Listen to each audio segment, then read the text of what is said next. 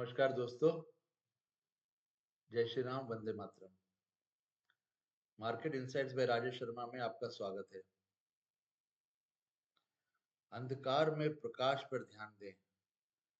समस्या पे सोचने पर बहाने मिलते हैं, लेकिन समाधान पे सोचने पर रास्ते मिलते हैं। मार्केट्स आसान नहीं है, बस खुद को मजबूत बनाना पड़ता है। उत्तम समय कभी नहीं आता, समय को उत्तम बनाना पड़ता है। मार्केट में उतार चढ़ाव जरूरी है, लेकिन असली खेल तब होता है जब हम अंधेरे में रोशनी देख पाते हैं। जब बाजार में हलचल होती है तब सबसे जरूरी होता है कि हम सही दिशा में ध्यान केंद्रित करें। इस वीडियो में हम US dollar, crude oil, foreign investors activity, quarterly earnings और निफ्टी बैंक निफ्टी के महत्वपूर्ण सपोर्ट और रेजिस्टेंस लेवल्स को कवर करेंगे। तो चलिए रोशनी पर ध्यान केंद्रित करते हैं।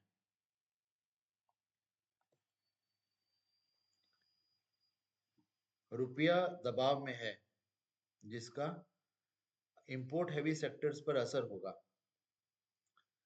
कमजोर रुपया आईटी और एक्सपोर्टर्स के लिए फायदेमंद भी हो सकता है। रुपये की वीकनेस अप्रैल मई तक अनुमानित है।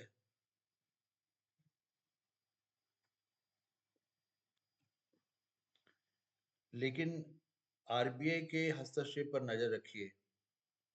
रेट कट्स और क्वार्टर 4 और क्वार्टर 1 के रिजल्ट्स मार्केट में उत्साह भर सकते हैं। तो आप जैसे देख रहे होंगे, यूएस डॉलर ने काफी लंबी छलांग लगाई और अब वो एक रेंज बाउंड में काम कर रहा है, कंसोलिडेट कर रहा है। इसका अगला मूव देखने लायक बनता है। अगर ये ऊपर जाता है तो मार्केट में भारी दबाव और बढ़ेगा, लेकिन अगर ये नीचे आता है तो मार्केट में इसके फायदे आएंगे।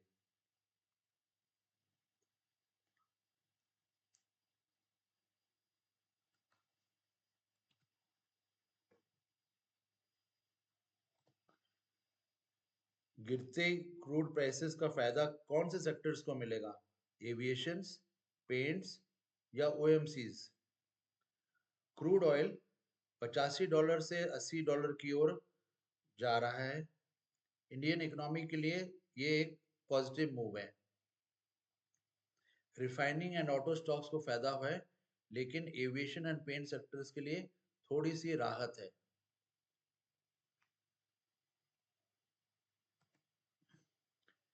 एफआईआईज लगातार डेली बेसिस में बेच रहे हैं। फॉरेन इन्वेस्टर्स मार्केट से अपना अपने स्टॉक्स जो है बेच रहे हैं। अरे काफ़ी समय से सिलसिला चल रहा है, सितंबर अक्टूबर से ही स्टार्ट हो गया था और हर महीने उन्होंने बहुत ज़्यादा सेलिंग की है। लेकिन क्या डीआईज जो डोमेस्टिक प्लेयर्स है इसे काउंटर कर रहे हैं? पिछले महीने एफआईआईज ने भारी बिकवाली की, लेकिन डोमेस्टिक इन्वेस्टर्स ने इसको संभाल के रखा हुआ है। क्वार्टर 1 ऑफ FY26 तक अभी भी बेरिश सेंटिमेंट्स जारी हैं। क्या एफआईआईज वापसी करेंगे? क्वार्टर 4 रिजल्ट्स पर निर्भर करेगा। और ये वीकनेस लॉन्ग टर्म इन्वेस्टर्स के लिए मौका है? अगर आप देखें तो मंथ ऑन मंथ बेसिस में इस महीने में अभी तक 21,231 करोड़ की सेलिंग हो चुकी है फॉरेन इन्वेस्टर्स के दौरान। और इसी तरह पिछले महीने फरवरी में करीब करीब 59,000 करोड़ की सेलिंग हुई और जनवरी में 87,375 करोड़ की बिकवाली हुई। तो लगातार बिकवाली चल रही है।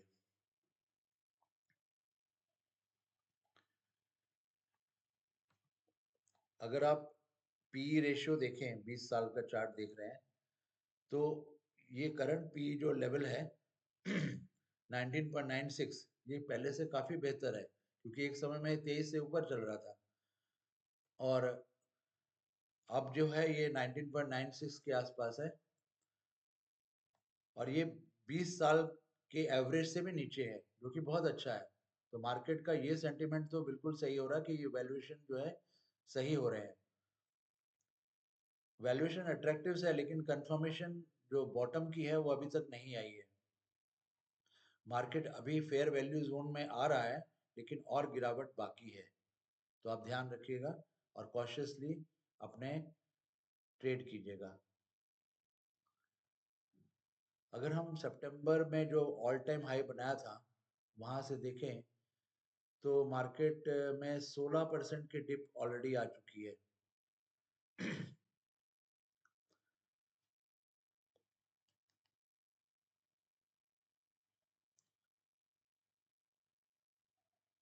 तो आप देख सकते हैं 16% की डिप आ चुकी है सितंबर से लेके अभी तक। और अभी भी और भी इसमें ड्रॉप आना बाकी है। अप्रैल मई में शायद ये कहीं जाके थम सकती है। उस समय आप कोई बॉटम देख सकते हैं। कहने का मतलब है, सार में अगर समरी में बताया जाए तो फर्स्ट क्वार्टर फोर से सेंटिमेंट्स इम्प्रूव होंगे अगर अर्निंग्स अच्छी आएंगी कंपनियों की। और क्वार्टर वन का कंफर्मेशन के बाद में मार्केट अपना बॉटम बना चुका होगा। तो इस चीज का ध्यान रखिए।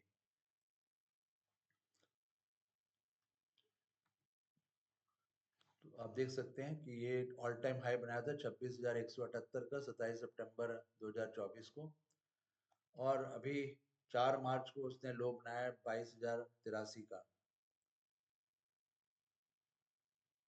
मार्केट एक साथ गिरता नहीं है, जिगजैग पैटर्न में अपना चलता है, लेकिन उसका ट्रेंड जो है वो डाउनवर्ड ही है। आपने पिछले स्लाइड में देखा है।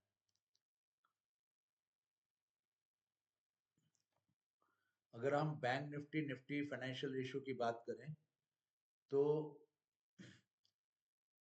लास्ट वीक फ्राइडे को बैंक निफ्टी 48,060 पे बंद हुआ था और निफ्टी 22,397 पे बंद हुआ था। इन दोनों का रेशियो अगर हम देखें तो 2.15 के आसपास है। और इसको होना चाहिए स्ट्रेंथ दिखने के लिए 2.30 के ऊपर, बिकॉज ये फाइनेंशियल जो बैंक्स है, फाइनेंशियल सर्विसेज है, ये निफ्टी का 1/3 हिस्सा कवर करती है। तो इनका स्ट्रांग होना बहुत जरूरी है। तो अभी ये 2.15 पे है, लेकिन जब ये 2.515 से 2.20 फिर 2.30 पे आएगा तो इसमें स्ट्रेंथ आती हुई दिखाई देगी। तो मार्केट अभी फिलहाल दबाव में और वीक है।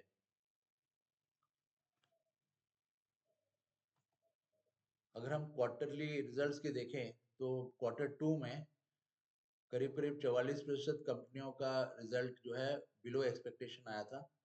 और क्वार्टर थ्री में पहले से इम्प्रूव हुआ है, लेकिन फिर भी 27% कंपनियों का रिजल्ट जो है वो बिलो परफॉर्म किया है, बिलो एक्सपेक्टेशन परफॉर्म किया है। तो क्वार्टर थ्री में मिक्स रिजल्ट आए, कुछ सेक्टरों में सुधार, लेकिन चैलेंजेस बरकरार है। अगर हम इसके कुछ इंडिकेटर्स देखें तो क्वार्टर टू में जो था कमजोर मांग थी, कॉस्ट प्रेशर था, प्रॉफिट्स में गिरावट आई, ऑटो और एफएमसीजी आउट परफॉर्म किए थे और आईटी और रियल एस्टेट अंडर परफॉर्म किया था। क्वार्टर थ्री में मिक्स रिजल्ट्स है, कुछ सेक्टर में सुधार लेकिन चैलेंजेस बरकरार हैं। फार्मा, इंफ्रा और सिलेक्टिव बैंक्स मजबूत है। आईटी ने थोड़ा सा बेहतर किया है क्वार्टर टू के मुकाबले में। तो अगर हम इससे सीख लें या की टेक अवेज लें तो क्वार्टर टू बहुत ही चैलेंजिंग था हमारी इंडियन कंपनीज के लिए, और ये मुख्य कारण है हमारे बाजार का गिरना। हम बाकी फैक्टर्स को भी बोलते हैं, बट बाकी फैक्टर्स जैसे कि एफआईआईज है वो हमारे रिजल्ट से ही तो प्रभावित होते हैं। हमारा रिजल्ट अच्छा नहीं आया तो उन्होंने बेचना शुरू कर दिया, उसके चलते डॉलर वीक हुआ। तो कहीं ना कहीं मुख्य जो कारण अगर आप देखेंगे तो वो हमारे इंडियन कंपनीज की अंडर परफॉर्मेंस रही है। उससे बहुत सारे इफेक्ट्स पड़े हैं। डॉलर पे इम्पैक्ट हुआ है, एफआईआईज पे इम्पैक्ट हुआ है, इस तमाम चीजें उनके साथ में हुई हैं। क्या क्वार्टर फोर रिकवरी दिखाएगा?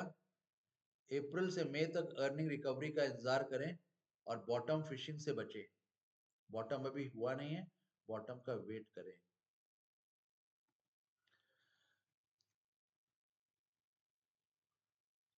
अगर हम इनका जो मार्केट का जो डाउन ट्रेंड है उसका इम्पैक्ट देखें तो सबसे ज्यादा इम्पैक्ट पड़ा है एनर्जी सेक्टर पे। और ये इस समय 30% अपने 52 वीक हाई से 30% नीचे में अवेलेबल है, ट्रेड कर रहा है। फिर PSU बैंक आते हैं। अगर आप पिछले वीक का वीडियो मेरा देखेंगे तो उससे काफी सुधार हुआ है। पिछले हफ्ते एनर्जी सेक्टर 33% डाउन था, अभी 30% पे है, तो कुछ सुधार एक वीक में दिखाई दिया है। तो आप उसको कंपेयर कर सकते हो। आप पिछला वीडियो मेरा देखिए, उसमें इसको कंपेयर कीजिए और इसको मॉनिटर कीजिए, बिकॉज ये बहुत इंपॉर्टेंट और इंडिकेटर है कि आपके मार्केट में सुधार आने वाला है कि नहीं आने वाला है।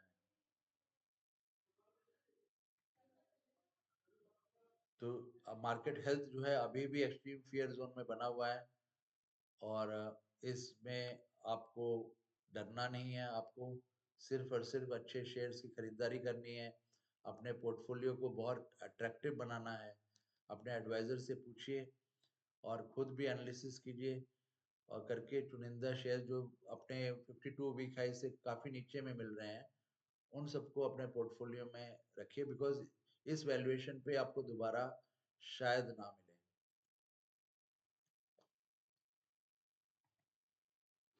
तो जितने फैक्टर्स अभी हमने देखे हैं, तो उसमें US डॉलर अभी इम्प्रूव नहीं किया है, मतलब वो अभी भी हाई है और इसका नेगेटिव इम्पैक्ट है। क्रूड डाउन है, FIs अभी भी सेल कर रहे हैं, पी रेशियो सुधरा है, bank Nifty Nifty financial ratio अभी भी डाउन है, 2.30 से कम में अवेलेबल है। मार्केट हेल्थ जो है वो अभी भी डाउन है, एक्सट्रीम फियर जोन में है। Q2 एंड Q3 अर्निंग्स जो है, हालांकि Q3 इम्प्रूव की है, लेकिन अभी भी वो सही अर्निंग्स नहीं दिखा पा रहे हैं। तो markets remain weak, more fall likely, Nifty bottom likely in April to May 2025। तो आप Q4 का रिजल्ट का इंतजार कीजिए और Q1 का रिजल्ट का इंतजार कीजिए, और बॉटम को देखते रहिए, बॉटम कब बनता है। तो पिछले हफ्ते जो हम लोग ने ट्रेंड अनुमान किया था, ट्रेंड पूरा हफ्ता जो 4 दिन का ट्रेडिंग वीक था वो वीक ही रहा है, और अगला ट्रेंड, अगले हफ्ते का ट्रेंड क्या रहेगा वो आप आगे स्लाइड्स में देखेंगे। तो अगर आप करंट निफ्टी चार्ट को देखें, तो ये जो जोन है, ब्लू लाइन का जो जोन है, ये पिछला टाइम साइकिल का इम्पोर्टेंट सपोर्ट जोन था, जो 7 महीने तक इसने सस्टेन किया। वो था जून 2024 का, और इसको उसने बखूबी 7 महीने तक सपोर्ट को कायम रखा। और इसके बाद जब टूटा है, तो मैंने जैसे बताया था पहले वीडियोस में, आप देखेंगे तो बताया था कि ये सपोर्ट अब रेजिस्टेंस बन गया है, इसके ऊपर नहीं जाएगा तो आपको पहला सिग्नल नहीं मिल रहा है कि आप बाजार जो है स्ट्रेंथ में आया है। पहले तो इस लेवल को, अब इस जोन को क्रॉस करे तो आदमी के तब लोगों को इंडिकेशन मिलेगी।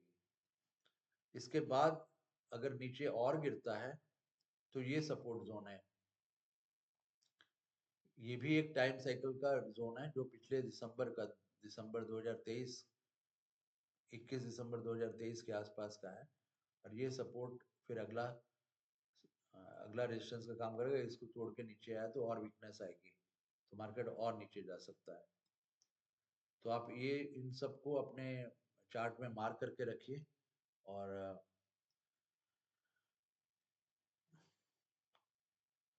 अभी भी वीक है मार्केट, कंसोलिडेशन फेज में आने वाला है उसके बाद में, अभी भी लेकिन ट्रेंड वीक ही दिखाई दे रहा है।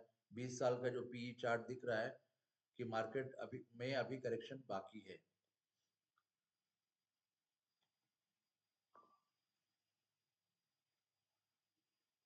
तो ये लेवल्स आप देखिए।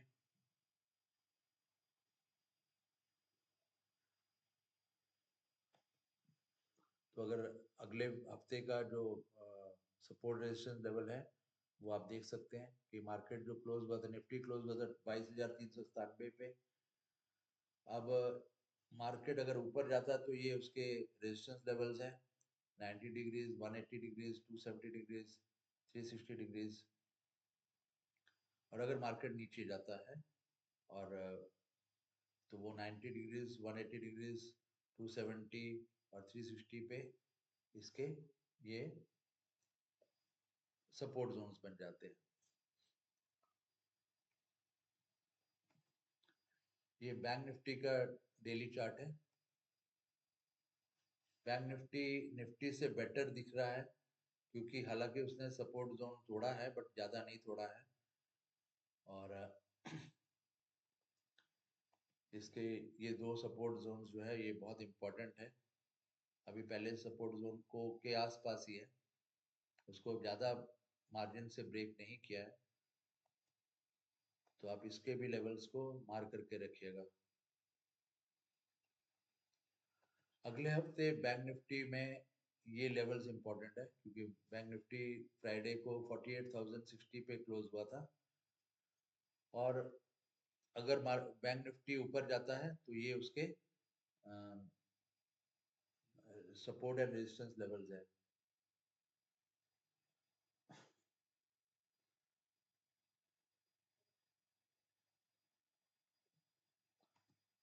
तो अगले हफ्ते का ट्रेंड जो 17 से 21 तक है, 17 से 21 मार्च तक है, वो ऐसा रहने का अनुमान है। ये खाली ट्रेंड का इंडिकेटिव है, कोई लेवल्स नहीं बताता। तो आप देख सकते हैं कि ये भी मिक्स्ड फीलिंग है, वॉलेटिलिटी बनी रहेगी। और वीक 3 में आप देखेंगे तो उतार चढ़ाव आपको दिखाई देगा। तो इसमें क्या करना चाहिए हमें? स्ट्रॉन्ग स्टॉक्स में एसआईपी जारी रखें, थोड़े थोड़े करके आप अपना अक्यूमुलेट करें। आईटी, फार्मा और सिलेक्ट बैंक्स पर नजर रखें। ओवर लिवरेज ना करें, ज़्यादा ओवर क्वांटिटीज में ना खरीदें। रिस्क मैनेजमेंट को फॉलो करें। क्या बचना चाहिए? पेनी और ओवर वैल्यूड स्टॉक्स में नई एंट्री से बचें। Fear of moving out trading ना करें, मतलब डर के कि हम कहीं हम मिस ना कर दें रैली को। अभी रैली में बॉटम आउट आना बाकी है, अभी वेट कीजिए। हर करेक्शन बाइंग अपॉर्चुनिटी नहीं होती। अभी इस समय आप जो बहुत फेयर वैल्यूएशन पे 40%, 50% पे अगर गिरे हुए हैं और अच्छे फंडामेंटल वाले स्टॉक्स हैं, उस पर आप अपने एडवाइजर से पूछ के उस पर इन्वेस्ट कर सकते हैं। लेकिन ज़्यादातर आप ट्रेडिंग से बचिए। नेक्स्ट वीक का आउटलुक क्या है? निफ्टी के लिए 21,500 का सपोर्ट बहुत इंपॉर्टेंट सपोर्ट है, और बैंक निफ्टी के लिए 46,000 का सपोर्ट एक डेफिनेटिव डायरेक्शन बताएगा। एफआईएस की एक्टिविटी क्रूशियल होगी अगले हफ्ते। नेट बाइंग कब आएगी इस पे ध्यान रखिए, इस पे आप देखते रहिए। ग्लोबल क्यूज यानी ग्लोबल मार्केट्स और क्रूड का असर बना रहेगा, तो आप उस पर भी ध्यान रखिए। इस वॉलेटाइल मार्केट में धैर्य और रणनीति से ही जीत मिलती है। अगर आपको यह वीडियो पसंद आया तो लाइक करें, सब्सक्राइब करें, बेल आइकन दबाएं, ताकि आपको सारे वीडियोस की जानकारी पहले मिले। नेक्स्ट वीडियो में हम देखेंगे कि जो बेस्ट स्टॉक्स है जो जिसको अक्यूमुलेट किया जा सकता है अगली रैली के लिए, वो हम लोग जल्द ही लेके आएंगे। आप उस पे इस चैनल पे बने रहें, और धन्यवाद आपका जुड़ने के लिए।